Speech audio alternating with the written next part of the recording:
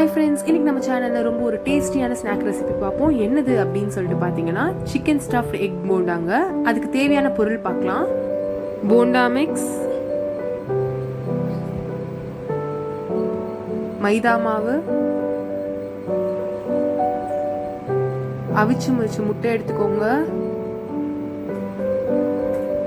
தண்ணி தேவையான அளவு எடுத்துக்கோங்க, சிக்கனை வந்து குட்டி குட்டியாக வெட்டி வச்சிருக்கேன், கழுவி வெட்டி வச்சிருக்கேன். இது வந்து வெட்டி வச்ச வெங்காயம், இஞ்சி பூண்டு விழுது எடுத்திருக்கேன், மஞ்சத்தூள், சிக்கன் மசாலா எடுத்திருக்கேன், கரம் மசாலா, கொஞ்சம் கேஷ்யூ நட்ஸ், சால்ட் தேவையான அளவு, கொத்தமல்லி, கருவேப்பிலை. இப்போ மாவு எப்படி பிசைறது அப்படின்னு பார்க்கலாம். மைதால தண்ணி ஊற்றி உப்பு போட்டு நல்லா சப்பாத்தி மாவு மாதிரி பிசைஞ்சு வச்சுக்கோங்க. நல்லா சப்பாத்தி மாவு மாதிரி நல்லா சாஃப்டாக பிசைஞ்சுக்கோங்க. இந்த மாதிரி. இப்போ ஸ்டஃபிங்ஸ் எப்படி பண்ணுறதுன்னு பார்க்கலாம். ஒரு பேனில் ஆயில் ஊற்றிக்கோங்க. ஆயில் நல்லா சூடானோடனே கேஷ்யூ போட்டுக்கோங்க. இந்த கேஷ்யூவை நல்லா ஃப்ரை பண்ணுங்க. இன்னும் நல்லா ஃப்ரை ஆன பிறகு ஒரு பவுலுக்கு ட்ரான்ஸ்ஃபர் பண்ணி வச்சுருங்க.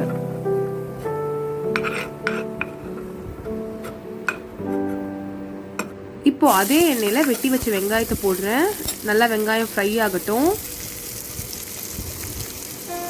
அதோட இஞ்சி பூண்டு விழுது சேர்க்கிறேன்.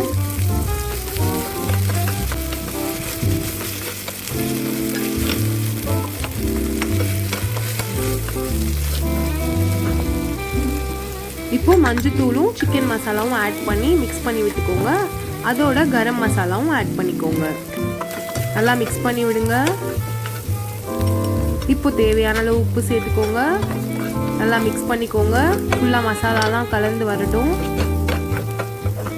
இப்போ கொஞ்சம் ஆனியனை ஃப்ரை பண்ண விடுங்க. ஃப்ரை பண்ண உடனே வெட்டி வச்ச சிக்கனை ஆட் பண்ணிக்கோங்க.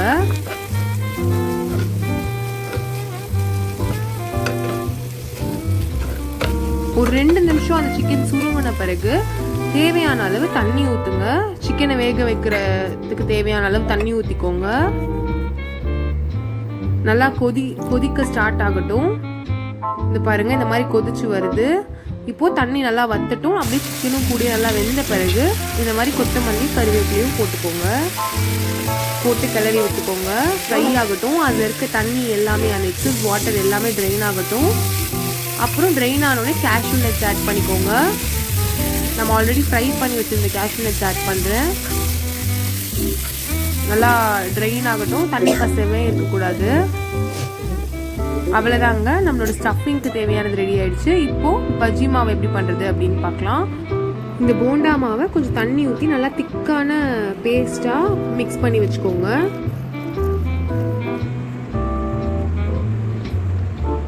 இன்னும் இந்த மாதிரி பதத்தில் இருக்கணும். ரொம்ப தண்ணி விட்டுடுச்சுன்னா சரியாக வராது.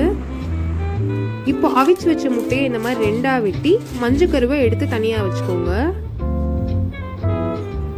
இப்போ நம்ம மாவை வந்து திரட்ட ஆரம்பிக்கலாம். சப்பாத்திக்கு எப்படி திரட்டுவோமோ அதே மாதிரி திரட்டி வச்சுக்கோங்க.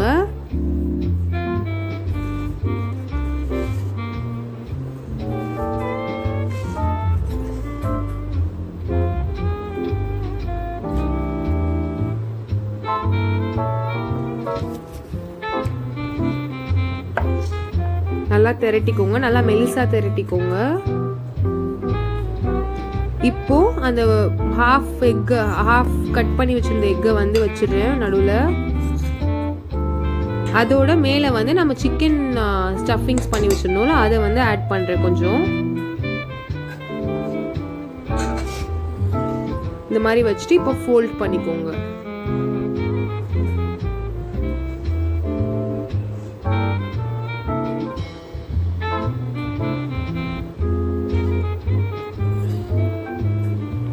இந்த மாதிரி நம்ம எல்லாத்தையும் பண்ணி வச்சிட்டோம்.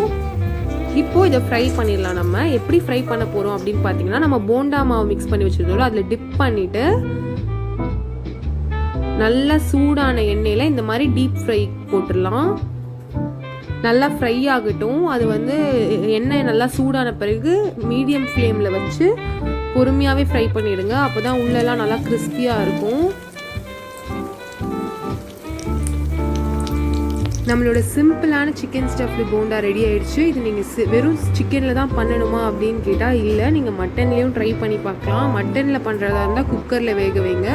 அண்ட் நீங்கள் வெறும் நான்வெஜ் தான் பண்ணணும் அப்படின்னு கிடையாது. பொட்டேட்டோஸ் யூஸ் பண்ணலாம், கேபேஜ், காலிஃப்ளவர் அதில் கூட பண்ணலாம். இது வந்து ரொம்பவே ஒரு டேஸ்டியான ஈவினிங் ஸ்நாக். கண்டிப்பாக ட்ரை பண்ணுங்கள். ட்ரை பண்ணிட்டு ஃபீட்பேக் ஷேர் பண்ணுங்கள்.